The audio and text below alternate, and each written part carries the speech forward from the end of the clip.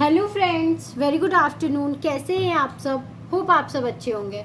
जैसा कि आप लोगों को पता है, ये हमारी क्लास 12th की डीके गोयल की सीरीज़ चल रही है, जिसमें आज हम अपना नेक्स्ट क्वेश्चन 23B पढ़ेंगे। 23 हमने पढ़ लिया है और 23B भी हमारा एज यूजुअल उसी तरीके से है। जैसा कि मैं अपने हर क्वेश्चन में आप लोगों को बताती हूँ कि मैं आप लोगों को सुटेबिलिटी के लिए क्या करती हूँ, क्वेश्चन को A4 शीट पे ही लिख लेती हूँ। तो आइए हम अपना क्वेश्चन पढ़ते हैं। 23B हमारा क्वेश्चन क्या बोल रहा है। A is a partner in the firm. During the year ended 31st March 2018, A drawing work, ठीक है। ए क्या है, एक फर्म में पार्टनर था और उसने एक साल ख़त्म होते होते क्या किया है, बहुत सारे ड्राइंग्स मतलब अपने पर्सनल यूज़ के लिए फर्म से पैसे निकाले हैं, ठीक है। तो उसको हम लोग ड्राइंग्स बोलते हैं। आप ये वाला जो ईयर है वो आप अपने बुक से रिप्लेस कर सकते हो। बाकी और क्वेश्चन में कहीं भी कोई प्रॉब्लम नहीं होती है। ये ईयर क्या होता है, हमेशा रिवाइज वर्जन बुक आती है, तो ये ईयर चेंज हो जाते हैं। तो आइए हम देखते हैं कि वो क्या क्या ड्राइंग्स किया है। तो उसने 1 जून को 1000 रुपीज़ विड्रॉ किया था। 1 अगस्त को उसने 750 रुपीज़ विड्रॉ किया था। 1 अक्टूबर को उसने 1250 रुपीज़ विड्रॉ किया था। 1 दिसंबर को उसने 500 रुपीज़ विड्रॉ किया था और 1 फरवरी को उसने 500 रुपीज़ विड्रॉ किया था, ठीक है। ये था उसका साल भर के अंदर ड्राइंग्स, ठीक है, जितना जितना पैसा उसने बिजनेस से निकाला है अपने यूज़ के लिए। Interest on drawing is charge at the rate of 10% per annum. Calculate interest on drying of A for the year ended 31st 2018, ठीक है। तो आपको क्या करना है, interest on drawing 10% per annum के हिसाब से चार्ज करना है और 31 मार्च तक का आपको चार्ज करना है, ठीक है। तो आइए हम देखते हैं हमारा क्वेश्चन क्या बोल रहा है। तो इसमें हम सेम जैसा अपने प्रीवियस क्वेश्चन में हमने सिंपल मेथड और प्रोडक्ट मेथड से क्या किया था, अपना इंटरेस्ट ऑन ड्राइंग को कैलकुलेट किया था, वही मेथड लगा के हम इस क्वेश्चन को भी कैलकुलेट करेंगे। तो आइए देखते हैं। पहले मैंने क्या किया है, सिंपल मेथड को लिखा है, आप लोग भी लिख लीजिएगा। तो सिंपल मेथड हमारा क्या है, तो जैसा कि मैंने आपको प्रीवियस वीडियो में ही बताया था कि इसमें 4 कॉलम्स बनते हैं। फर्स्ट कॉलम हमारा डेट का होता है, दूसरा कॉलम हमारा अमाउंट का होता है, थर्ड कॉलम हमारा पीरियड मंथ्स अप टू 31 मार्च तक का होता है, interest at the rate of 10% interest का होता है हमारा फोर्थ कॉलम, ठीक है। तो हमने फर्स्ट कॉलम में क्या किया है, किस किस डेट पे उसने विड्रॉल किया है वो लिख लिया है हमने। तो उसने 1 जून को कितना विड्रॉल किया है, 1000 रुपीज़ विड्रॉल किया है। उसने 1 जून को 1000 रुपीज़ विड्रॉल किया, आप देख सकते हो 1 जून को उसने 1000 रुपीज़ विड्रॉल किया है। उसने 1 अगस्त को 750 रुपीज़ विड्रॉ किया है। 1 अक्टूबर को उसने 1250 रुपीज़ विड्रॉ किया है और 1 दिसंबर को उसने क्या किया है, 1 दिसंबर को उसने 500 विड्रॉ किया है और 1 फरवरी को उसने 500 विड्रॉ किया है। तो इसमें हमने क्या कर लिया, डेट लिख लिया, अब हमने अमाउंट भी लिख लिया। इस अमाउंट को आप टोटल कर लो, ठीक है। फिर क्या करो, पीरियड आप निकालोगे। तो 1 जून को जब उसने विड्रॉल किया है, इसका मतलब 1 जून को किया है, तो आप जून को भी गिनोगे क्योंकि अभी जून का पूरा महीना बचा हुआ है। तो जून, जुलाई, अगस्त, सितंबर, अक्टूबर, जून, जुलाई, अगस्त, सितंबर, अक्टूबर, नवंबर, दिसंबर, जनवरी, फरवरी, मार्च, ठीक है। तो आप देख सकते हो 10 मंथ्स हो गया, तो हमने यहाँ पे 10 मंथ्स लिख लिया। इसी तरह उसने 1 अगस्त को जब विड्रॉ किया तो अगस्त, सितंबर, अक्टूबर, नवंबर, दिसंबर, जनवरी, फरवरी, मार्च, मतलब क्या 8 मंथ्स के लिए उसने विड्रॉ किया। तो हमने यहाँ पे 8 मंथ्स लिखा है। तो 1 अक्टूबर को जब उसने विड्रॉ किया तो अक्टूबर, नवंबर, दिसंबर, जनवरी, फरवरी, मार्च, मतलब उसको 6 मंथ पे इंटरेस्ट ऑन ड्राइंग देना है, तो 6 मंथ लिख दिया हमने। फिर जब उसने 1 दिसंबर को किया तो दिसंबर, जनवरी, फरवरी, मार्च, मतलब 4 मंथ्स पे उसको पे करना है, तो हमने यहाँ पे 4 लिख लिया।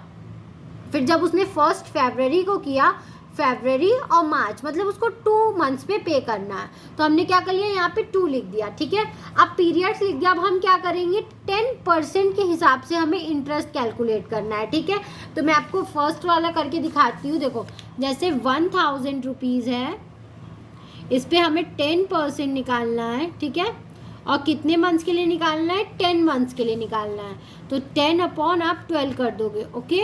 2 0 से 2 0 गया, यहाँ पे 2 5 ज़ा 10, 2 6 ज़ा 12, 2 5 ज़ा 10, 2 3 ज़ा 12, नहीं 2 5 ज़ा 10, 2 3 ज़ा 6, ठीक है। तो 10 इंटू 5 जब आप करोगे तो क्या आएगा 50, 50 इंटू 5 करोगे तो क्या आएगा 250 अपॉन 3। तो आप इसको जब काटोगे तो क्या आएगा, अप्रॉक्स आपका आएगा 83 रुपीज़, ठीक है।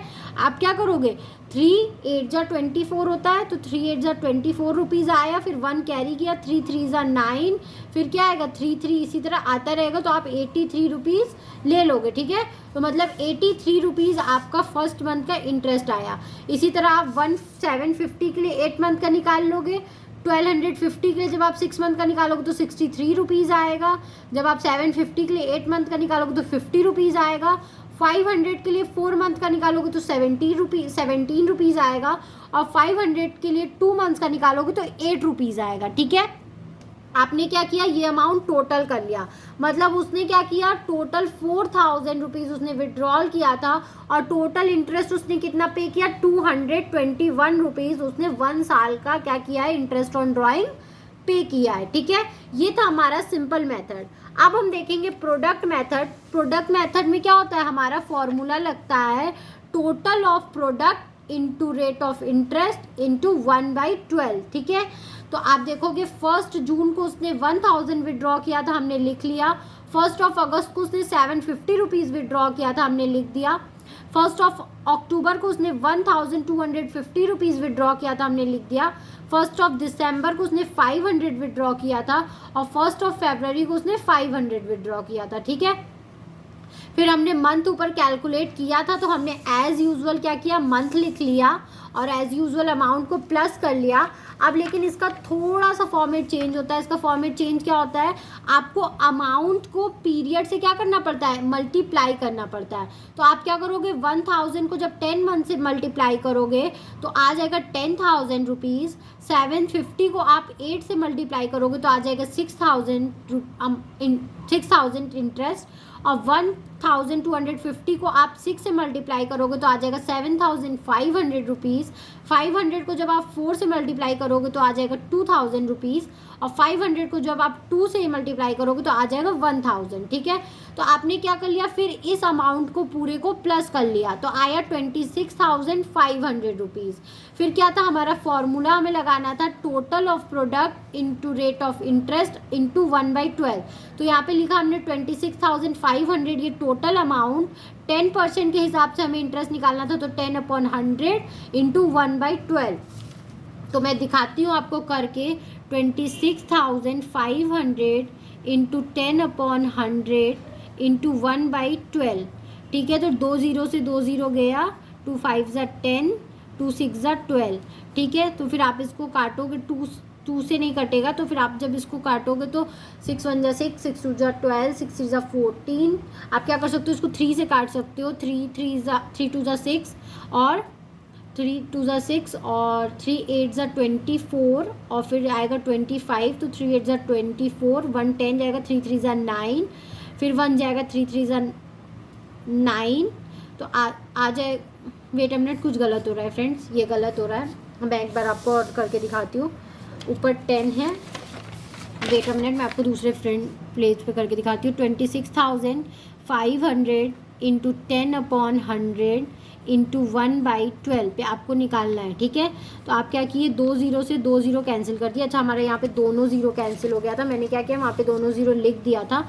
2 5 ज़ा 10 और 2 6 ज़ा 12, ठीक है। फिर आप इसको 3 से कट करोगे तो क्या आएगा, 3 2 ज़ा 6, और 3 8 ज़ा 24, और फिर क्या जाएगा, 2 इधर जाएगा, 2 25 जाएगा, तो 3 8 ज़ा 24, फिर 1 जाएगा, तो पॉइंट लगा के क्या आएगा, फिर इसका जो 3, इसका 1 बचेगा, तो आप पॉइंट लगा के 3 आएगा। 88.3 को जब आप 5 से इंटू करोगे तो अप्रॉक्स 21 रुपीज़ आएगा, ठीक है। आप 88 ले लो और उसको 5 से इंटू कर दो, 5 8 ज़ा 40, 5 8 ज़ा 40, 440 रुपीज़।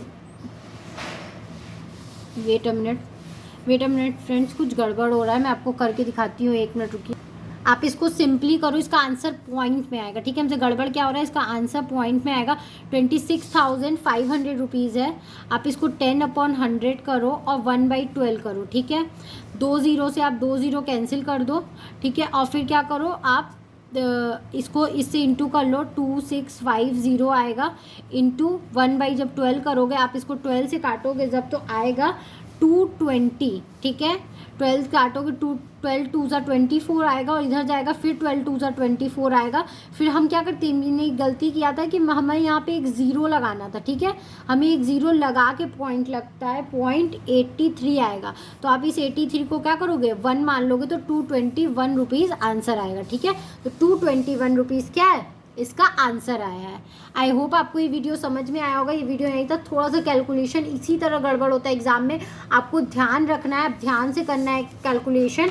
अभी तो हमारे सामने आंसर होता है, तो आप क्या करना, हमेशा देखना सिंपल मेथड का और प्रोडक्ट मेथड का आंसर आपका सेम आ रहा है या नहीं आ रहा है, उससे आप अपना आंसर मैच कर सकते हो। तो ये क्वेश्चन हमारा यहीं तक था। आई होप आपको ये क्वेश्चन समझ में आया होगा। अगर फिर भी आपको कहीं भी कोई भी प्रॉब्लम होगी तो आप मुझे कमेंट सेक्शन में कमेंट करके ज़रूर पूछिएगा, मैं आपको डाउट को सॉल्व करने की कोशिश करूँगी। Thank you very much for watching my video and do like, subscribe and share my channel. Thank you.